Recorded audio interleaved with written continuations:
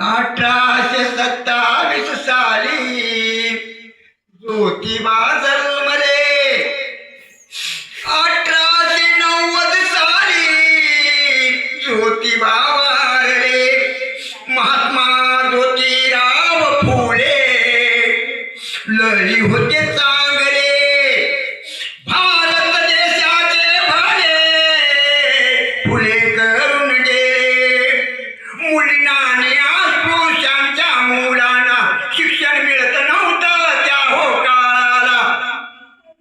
त्यांना शिकविण्या ज्योतिबाले आपले काम ते करून गेले.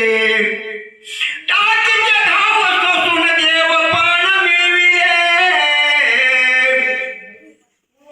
टाकीचे धाव सोसून थोर पण मिळविले.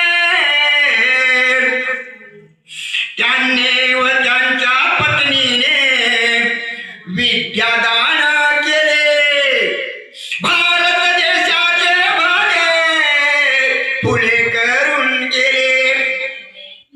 हिंदू धर्मातील अस्पृश्य असून त्यांना हिंदू धर्मीय दूरकरी म्हणून समतेची प्रथा दावण्याले.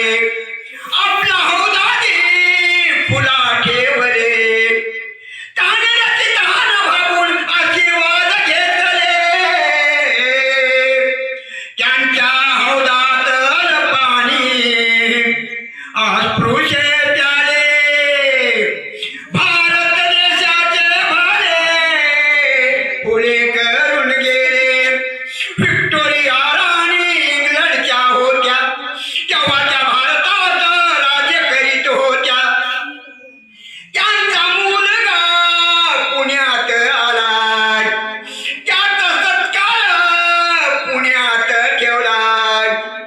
पुणेकरांनीच त्यांचा सत्कार ठेवला होता. त्यांच्या सत्कार समारंभाला ते साध्या वेशात गेले. भारत देशाचे भाले फुले करून गेले. त्या सभेला आले होते कोणी जहागीरदार. त्या सभेला आले होते अंमलदार सरदार. कुणी शास्त्री तर कुणी पंडित. सभेला आलते थाटामाटात. ते सारेच ज्योतिबाची वाट पाहू लागले. ज्योतिबाशिवाय समारंभ ते कसे होईल वाटले. भारत देशाचे भाले फुले करून गेले. सभेत कुणीतरी मागे वळून म्हणाले ज्योतिबा आले ते ज्योतिबा आले. सगळ्यांनी माना वळून पाहिले. ज्योतिबा पाहून ते थक्कच झाले. ते साध्याच वेशात सभेला आले होते. डोक्याला फाटके मुंडासे. पायात वाहन फाटल्याले. भारत देशाचे भाले ते करून गेले. डोक्याला मुंडासे फाटके बांधून. पायात वाहनारी फाटल्या घालून. खांद्यावर घोंगडी जसा शेतकरी. या तसेचे आले सभेमध्ये. त्याने देश सुधारण्याचे छान भाषण केले. हे साहेब तुमच्या आईला कळवा. ज्योतिबा म्हणाले भारत देशाचे भाले फुले करून गेले. आधी सभा प्रमुख सारथुले देऊन काहीचे गौरवपर झाले भाषण. शेवटी फुलेच्या सभेत म्हणाले आमच्या देशाची गरिबी हटवावी.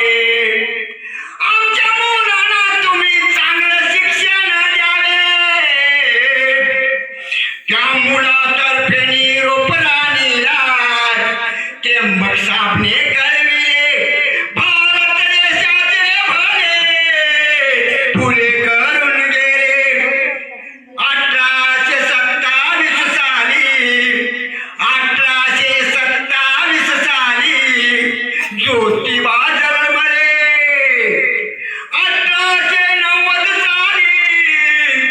तू